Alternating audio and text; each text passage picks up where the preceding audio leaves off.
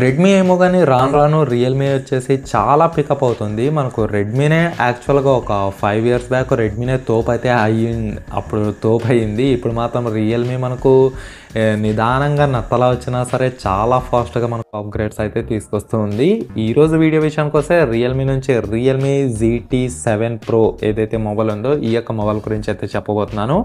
మీరు నమ్ముతారో నమ్మరో కానీ ఇది మనకు OnePlus 13 మొబైల్కి కాంపిటీటర్గా అయితే వస్తుంది. ఎస్, మీరు విన్నది నిజమే. OnePlus 13 ఏదైతే అప్కమింగ్ మొబైల్ ఉందో దానికి కాంపిటీటర్గా ఈ యొక్క మొబైల్ అయితే వస్తుంది. అండ్ బై ద వే ఇది OnePlus గురించి చెప్పినాను కాబట్టి OnePlusలో ముఖ్యంగా OnePlus 9 సిరీస్ వాళ్ళు, OnePlus 8 సిరీస్ వాళ్ళు కొన్ని నేను రీసెర్చ్ అయితే చేశాను. చాలామంది మదర్ బోర్డ్ ఇష్యూస్ వస్తున్నారు అని చెప్పారు. OnePlus 9 సిరీస్ వచ్చేసి ఒక 4 years బ్యాక్ మొబైల్ అనమాట. మదర్ బోర్డు డెడ్ ఇష్యూస్ వస్తున్నాయని చెప్తున్నారు. జనరల్గా ఇలాంటి ఇష్యూస్ మనం పోకో యూజర్స్ అయితే చాలామంది ఎక్స్పీరియన్స్ అయితే పొంది ఉంటారు. కాకపోతే ఈ యొక్క OnePlus 9 వచ్చేసి యాక్చువల్గా చాలా హైలైట్ సిరీస్, మరి ఎందుకు వచ్చిందో మనకైతే తెలియదు. దానిపైన వీళ్ళు బ్రాండ్ వాళ్ళు ఏం చెప్పారు అనేది కూడా ఇంకా బయటకు అయితే రాలేదు. ఒకవేళ వస్తే నేను అప్డేట్ అయితే ఇస్తాను, ఓకేనా. మరి రియల్మీ GT7 Pro ఏదైతే ఉందో OnePlus 13కి అయితే ఏకంగా కాంపిటీటర్ వచ్చింది. మరి ఎందుకు ఇలా, దీంట్లో అంతగా ఏముందనేది ఈరోజు ఈ వీడియోలో మనం క్లారిటీగా అయితే తెలుసుకుందాం. నా పేరు నాసర్, మీరు చూస్తున్నారు Telugu tech launch YouTube channel. Without any further due let's get started. ముందుగా మనం దీని యొక్క డిజైన్ విషయానికి వస్తే, డిజైన్ నాకు నాకు తెలిసిన లీక్స్ని బట్టి ఈ యొక్క డిజైన్తో మొబైల్ అయితే రాబోతుంది. ఒకవేళ ఇదే కనుక నిజమైతే డిజైన్ వచ్చేసి చాలా బాగా ఉంది. కాకపోతే ముఖ్యంగా మనం దీని యొక్క స్పెసిఫికేషన్ గురించి మాట్లాడుకుందాం. అందులో ఫస్ట్ దీని యొక్క ప్రాసెసర్ గురించి మాట్లాడుకోవాలి. ఎందుకంటే స్నాప్డ్రాగన్ 8 Gen 4 ఈ యొక్క ప్రాసెసర్తో మొబైల్ అయితే రాబోతుంది. రాబోయే OnePlus 13 సిరీస్కి కూడా ఇదే ప్రాసెసర్తో అయితే రాబోతుంది. ఇది ఇప్పుడున్న ప్రాసెస్లోనే హై ఎండ్ ప్రాసెసర్ అనమాట. మీకు గేమింగ్ కోసం, ఎడిటింగ్ కోసం, మల్టీ టాస్కింగ్ కోసం ఈ యొక్క ప్రాసెసర్ వచ్చేసి చాలా బీభత్సమైన స్పీడ్తో, చాలా బీభత్సమైన ఎఫిషియన్సీతో అయితే వస్తుంది. డెఫినెట్లీ మీరు ఒకవేళ టఫ్ గేమర్స్ అయినా, లేకపోతే టఫ్ ఎడిటింగ్ చేసే వాళ్ళైనా సరే, లేకపోతే మీరు యూట్యూబర్స్ అయినా సరే, అటువంటి వాళ్ళని ఈ యొక్క రియల్మీ GT7 Pro వచ్చేసి చాలా బాగా అయితే ఆకట్టుకుంటుంది. ఇది మాత్రం పక్క. ఇంకా అలాగే రియల్మీ యూజర్ ఇంటర్ఫేస్తో వస్తుంది. Android 15 out of box mobile వచ్చే అవకాశం అయితే ఉంటుంది. దీని యొక్క లాంచ్ వచ్చేసి మేబీ సెప్టెంబర్ లేకపోతే నవంబర్లో వచ్చే అవకాశాలు అయితే ఉన్నాయి. సో చూద్దాం. మనకు సెప్టెంబర్ ఒకవేళ పోయినా సరే అక్టోబర్, నవంబర్ ఈ యొక్క 2 నెలలలో ఖచ్చితంగా ఈ యొక్క మొబైల్ ఎప్పుడు ఒకటి లాంచ్ అయితే అవుతుంది, ఓకేనా. అండ్ దీని యొక్క డిస్ప్లే విషయానికి వస్తే 6.78 ఇంచెస్ వచ్చిన 1.5K BOE X2 micro quad curved డిస్ప్లేతో అయితే వస్తుంది అనమాట. మరి మైక్రో క్వాడ్ కర్వ్డ్ ఏంటి అని మీకైతే డౌట్ రావచ్చు. జనరల్గా OnePlus మొబైల్స్ యూజ్ చేస్తుంటే తెలిసిండేది మీకు. OnePlus మొబైల్స్కి, శాంసంగ్ మొబైల్స్కి కర్వ్ వచ్చేసి చాలా డిఫరెన్స్ ఉంటుంది. OnePlus వచ్చేసి చాలా కర్వ్ ఉంటుంది, వాటర్ ఫాల్ డిస్ప్లే అంటారు. శాంసంగ్ మొబైల్స్కి స్లైట్ కర్వ్ అయితే ఉంటుంది. అదే రకంగా రియల్మీ ఈ యొక్క GT7 Pro కూడా అదే రకమైన డిస్ప్లే అయితే తీసుకొస్తున్నారు. అంటే అటు ఫ్లాట్గా ఉండదు, అలాగని చెప్పేసి ఇక్కడ కరువు కూడా ఉండదు. ఒక మీడియం రేంజ్లో ఈ యొక్క కర్వినెస్ అయితే తీసుకొచ్చారు. ముఖ్యంగా ఇలాంటి మొబైల్స్ నాకు పర్సనల్గా అయితే చాలా ఇష్టము. అండ్ డిస్ప్లే క్వాలిటీ మాత్రం చాలా ఎక్సలెంట్గా ఉంటుంది. 120Hz రిఫ్రెష్ రేట్ ఉంటుంది. LTPO AMOLED డిస్ప్లే ఉంటుంది. In display finger print scanner కూడా ఇచ్చారు. డిస్ప్లేషన్లో ఈ యొక్క మొబైల్ చాలా తోపు అని చెప్పాలి. అండ్ ఇప్పుడు OnePlus 13కి ఏ రకంగా కాంపిటీటర్గా వస్తుందని చెప్పుకుంటే, దీంట్లో మీకు బ్యాక్ సైడ్ కెమెరాసే హైలైట్.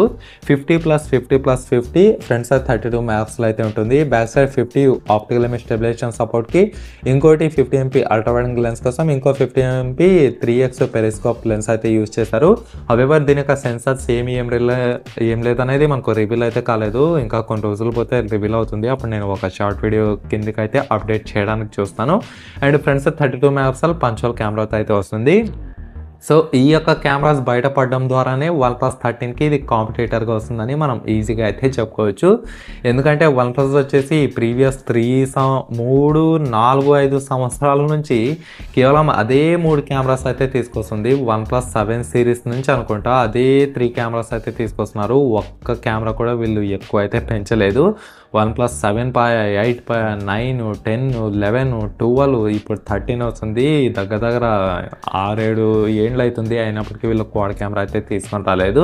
ఫైనల్లీ రియల్మీనే వీళ్ళ స్టేజ్కి అయితే వచ్చింది. అందుకోసమే రియల్మీ వచ్చేసి తోపు అని నేను ముందుగానే చెప్పడం అయితే జరిగింది. సో కెమెరా విషయంలో ఈసారి రియల్మీ మాత్రం చాలా హల్చల్ అయితే చేస్తుంది. OnePlus 13 సిరీస్ని బీట్ చేయడానికి చాలా చక్కనైన కెమెరాతో అయితే రాబోతుంది. ఇదొకటి అయితే గుర్తుపెట్టుకోండి, ఓకేనా. ఇంకా ర్యామ్ రోమ్ విషయానికి వస్తే తెలిసిందే కదా, 12 12 GB ర్యామ్ 16 GB ర్యామ్ కూడా ఖచ్చితంగా అయితే ఉంటుంది. And battery 6100 mAh 120 watts fast charging support, type C charging port, ఎటువంటి 3.5mm జాక్ అయితే ఏమీ ఉండదు. సో బ్యాటరీ లైఫ్ సో దీంట్లో 6100 బ్యాటరీ పవర్ అయితే ఇచ్చారు, చాలా ఎక్సలెంట్. దీని యొక్క ప్రాసెసర్కి దీని యొక్క బ్యాటరీకి అయితే ఇంకా ఒక బెస్ట్ పర్ఫెక్ట్ మ్యాచింగ్ అనే చెప్పాలి. ముఖ్యంగా ఎడిటర్స్ గేమర్స్కి ఈ యొక్క బ్యాటరీ వచ్చేసి చాలా సాటిస్ఫై అయితే చేస్తుంది. అండ్ అలాగే దీనికి కూడా శాంసంగ్ లాగా అల్ట్రాసోనిక్ ఫింగర్ ప్రింట్ స్కానర్తో మొబైల్ అయితే రాబోతుంది. అలాగే మీకు ఐపీ రేటింగ్తో కూడా ఈ యొక్క మొబైల్ అయితే వస్తుంది, కంప్లీట్గా వాటర్ ప్రూఫ్ అనమాట. అండ్ ఈ యొక్క బ్యాక్ సైడ్ గ్లాస్ విషయానికి వస్తే ఇది మనకు 2 ఛాన్సులు అయితే ఉన్నాయి. ఇస్తే గొరిల్లా గ్లాస్ విక్టర్స్ 2 అయినా ఇవ్వచ్చు, లేకపోతే మనకు ఒప్పోకి సంబంధించిన ఒప్పో క్రిస్టాల్ ఆర్మర్ గ్లాస్ అయితే ఇవ్వచ్చు. రెండిట్లో ఏది బెటర్ అంటే గొరిల్లా గ్లాస్ విక్టర్స్ 2నే ఇదే ఇవ్వాలని నేనైతే ఆశిస్తున్నాను మీకోసం, ఓకేనా. అండ్ నెక్స్ట్ దీని యొక్క ప్రాసెసర్ ఫాస్ట్ ఛార్జింగ్ విషయానికి అంటే ఫాస్ట్ స్పీడ్ విషయానికి వస్తే LPDDR5X ర్యామ్ ఉంటుంది, UFS 4.0 ఈ యొక్క స్టోరేజ్ టైప్ అయితే ఉంటుంది, Android 15 అవుట్ ఆఫ్ బాక్స్తో అయితే ఉంటుంది.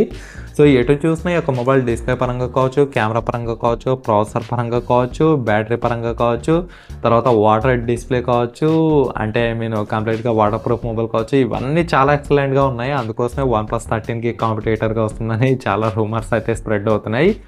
బై వే ఇది OnePlus కంటే తక్కువ ప్రైస్లో ఒక 5-6 వేలు తక్కువ తీసుకొచ్చినా తక్కువే కదా.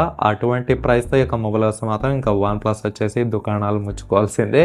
సో ఎనీహౌ చూద్దాము. ఈ యొక్క మొబైల్ స్పెసిఫికేషన్స్ అయితే ఇంత బాగా ఉన్నాయి. మీకు ఇంకేమైనా డౌట్స్ ఉంటే కింద కామెంట్ సెక్షన్లో కామెంట్ చేయండి. Thanks for watching.